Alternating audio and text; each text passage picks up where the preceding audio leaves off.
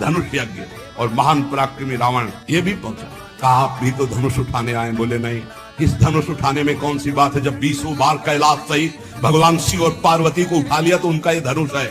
मैं धनुष उठाने नहीं आया। सत्यमेव जयते। आप लोगों ने इस वीडियो में देखा कि प्रेमानंद बाबा यह कहते नजर आ रहे हैं कि रावण के लिए शिव धनुष उठाने में क्या रखा था, जो स्वयं शिव के साथ कई बार कैलाश पर्वत को उठा लिया। दरअसल यह वीडियो किसी ब्राह्मणवादी विचारधारा के व्यक्ति के द्वारा पोस्ट किया गया है, जो प्रेमानंद बाबा के वचनों को माध्यम बनाकर वह प्रमाणित करना चाहता है कि रावण में इतनी सामर्थ्य थी कि वो शिव के साथ कैलाश पर्वत को उठा सकता था। तो फिर शिव का धनुष क्या चीज था रावण के सामने? सबसे पहले तो मैं उस ब्राह्मणवादी को यह बताना चाहता हूं कि प्रेमानंद बाबा के वचनों का फायदा इस तरह उठाने का कोशिश मत किया करो, क्योंकि प्रेमानंद बाबा का दृष्टिकोण अलबेली सरकार राधा रानी की कृपा से समता भाव को प्राप्त हो चुका है। अरे वो तो अपनी मौज में आ जाए तो कुत्ते को भी शेर कह दे, उनके स्तर पे वो बात भी गलत नहीं होगी।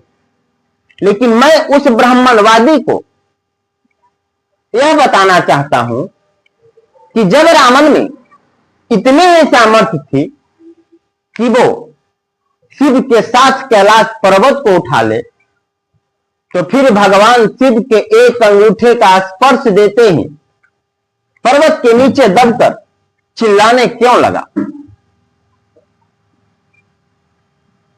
मैं आप लोगों को बता देना चाहता हूं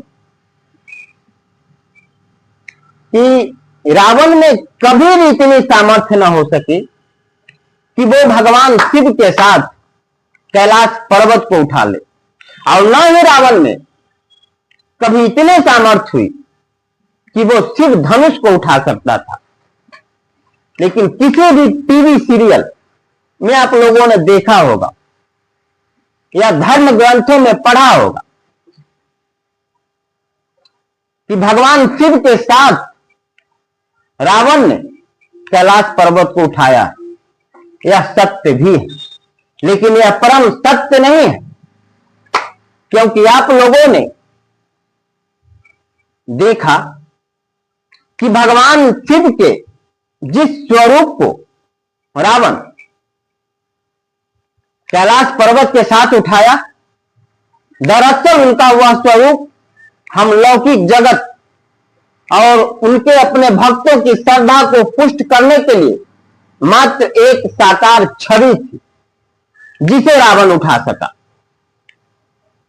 और जिस स्वरूप का एक अंगूठे का स्पर्श देते ही रावण पर्वत के नीचे दबकर चिल्लाने लगा, वह था उनका जागृत स्वरूप जिसे रुद्र रूप कहते हैं। और रही बात शिव को साथ में लेकर कैलाश पर्वत उठाने का, तो इस सारे ब्रह्मांड को एक साथ उठाने की जिसमें क्षमता हो, वो भी भगवान शिव के साथ कैलाश पर्वत को नहीं उठा सकता।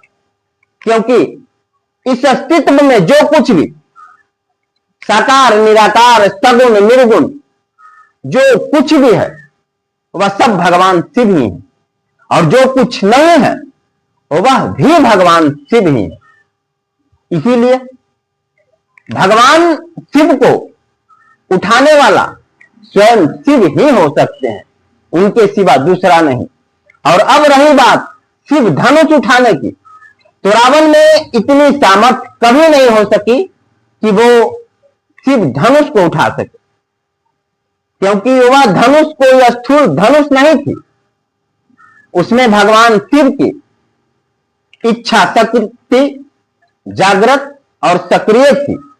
वह धनुष वही उठा सकता था जिसके लिए शिव की रजामंदी या भगवान शिव की स्वीकृति हो सकती थी। इसे समझने के लिए मैं आपको लक्ष्मण रेखा का उदाहरण देता हूं। जैसे माता सीता के रक्षा के लिए लक्ष्मण जी ने लक्ष्मण रेखा खींची थी, तो वो महज एक रेखा नहीं थी जिसे कोई लांघ देता, बल्कि उनमें लक्ष्मण जी की इच्छा शक्ति जागृत और सक्रिय थी, जिसे कोई लक्ष्मण जी के इच्छा के बिना कभी नहीं लांघ सकता था। बिल्कुल वैसे ही भगवान शिव के धनुष में भगवान शिव के इच्छा शक्ति जागृत और सक्रिय थी। ये धनुष वही उठा सकता था जिनके ऊपर भगवान शिव की स्वीकृति होती, और ये धनुष श्री राम जी ने इसीलिए उठा सके क्योंकि श्री राम के ऊपर मात्र भगवान शिव की स्वीकृति ही नहीं थी, बल्कि श्री राम और शिव हम अज्ञानियों के लिए दो स्वरूप में दिखाई देते हैं। वास्तव में श्री राम और शिव दोनों एक है। और रही बात रावण की, तो रावण क्या, तुम ब्राह्मणवादियों को मैं समझा देना चाहता हूं कि रावण की हजारों पीढ़ियां भी एक साथ मिल जाए तो भगवान शिव की इच्छा के बिना कैलाश पर्वत का तिनका नहीं उठा सकता।